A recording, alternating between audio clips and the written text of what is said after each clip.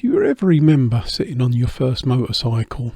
Well, let me tell you, mine was at a fairground in Barking, just on the outskirts of the East End of London. A fairground used to come there once a year during the summertime, and to be quite honest, as a young fella growing up, I used to love it. I walked into the fairground gate and all I could hear is music and in the distance flashing lights. And in front of me was this roundabout, and on the roundabout was a little monkey bike. I walked straight over to it, waited for the ride to stop and climbed aboard. When it was our turn to set off, it just went round and round in circles for about 2 to 3 minutes. I can't remember how many times I actually went on that ride that evening, but boy did I love it. I knew to myself straight away, I'm hooked, because I was always fascinated with motorcycles. The sound of them, the smell of them, whizzing up and down the street where we used to live. I just knew that one day I'd have to have a bike. But looking back, I don't know how many bikes I've actually had, but the one I've actually got at the moment is a 2016 model. It's a Suzuki GSX 1250 FA. It's the one with the full fairing. It comes with panniers and a top box. To be quite honest, the panniers and top box, they're there for a purpose, but to be quite honest, they don't look the part. But then again, it's a necessity. They're handy for commuting. My very first bike was a Pooch, a 49cc, which on my 16th birthday, I had my provisional licence ready to rock and roll. Before that, I used to have a little machine that I took over to waste ground. I used to go there after school on weekends. A gallon of petrol would last me ages. We'd come back black as the ace of spades, covered in dirt and dust.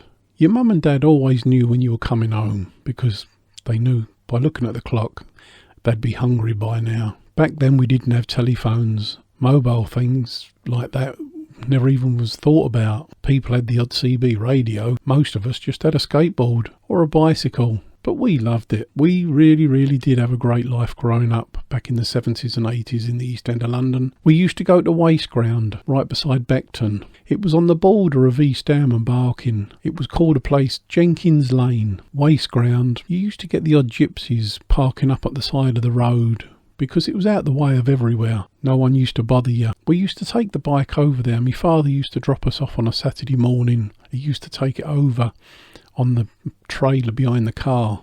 That's if he was off. But if he wasn't, we'd push it, hoping not to get stopped by the police, because having a motorcycle at the age of 14 in your possession wasn't a good idea. Well, to be quite honest, it was a fantastic idea. I loved it, and so did all the other young lads around the place. We used to meet over there as the same gang all the time. Used to jump on our bike and just ride the tracks all day long. Can't even remember if it ever used to rain back then. We were just too busy. Health and safety didn't come into it. Gloves, don't even think I owned a pair. A crash helmet. Now it's possible at some stage I did have a crash helmet, but I suppose I didn't wear it. They used to be bloody heavy things when you were a young lad. And the things we used to do. We used to go down hills and up hills as quick as we can and make little jumps. The kind of bikes what I'm talking about were bikes where you'd pull off bumpers, cut the exhaust down and make it as light as possible. To be quite honest, it'd look like an old stolen wreck, but it wasn't. This bike was purchased for about 25 quid. In fact, my parents bought it for me in a place called Wanstead. It wasn't running at the time, but me not knowing enough about bikes, my father got it running in no time. My mother and father, back they used to say we couldn't sleep when you used to be out on the bike on the road, and once they heard me coming in the gate and putting the bike away for the night, they could fall asleep. But they never ever stopped me from having a bike or wanting a bike. They were always very supportive. But if the truth be said, I don't think my mother was a great lover of bikes, not even to this day. She liked the look of them and liked the rockers and the teddy boys, and back in the days where bikers were bikers and mods were mods. But having her son on a motorcycle, I don't think it was her cup of tea. But it was to be though. I've had lucky days on my bikes, and I've had some awesome days, fantastic days.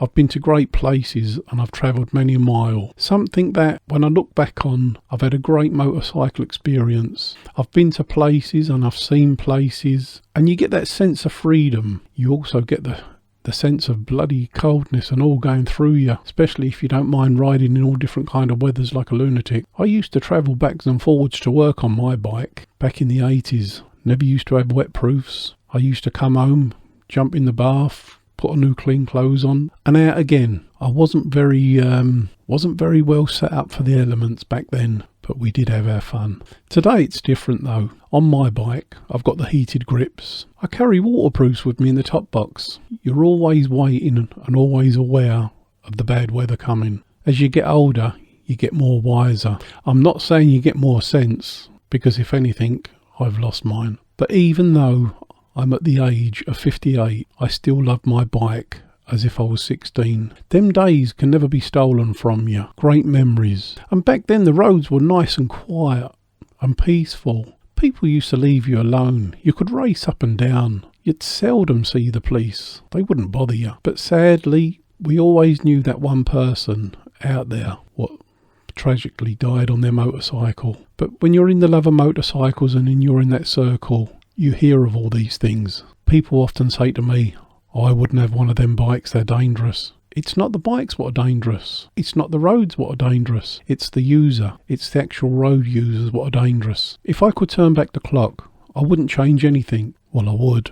I wouldn't have sold me first bike, or me second bike, or me third one, come to that. To be quite honest, if I could afford to, I would be a holder. Every bike I've had in the past, if I could turn back the clock, I'd still have them all lined up. Every one of them tells a story, from big to small, from small little journeys to long distance. Every one of them has a story to tell. I would never ever change the way I was reared and brought up in the East End of London. I often think, was there any streets that I didn't ride down? Because back then on a small machine, you'd be gone day and night, but you'd be going nowhere, but you'd be putting up the mileage. You'd go somewhere different every time in a small radius of London, which, to be quite honest, it's not that big, not when you get to go around it. You can get around London fairly quick, especially in the days when there weren't much traffic. We'd be out to all hours of the night. We'd also go for an odd pint and ride home.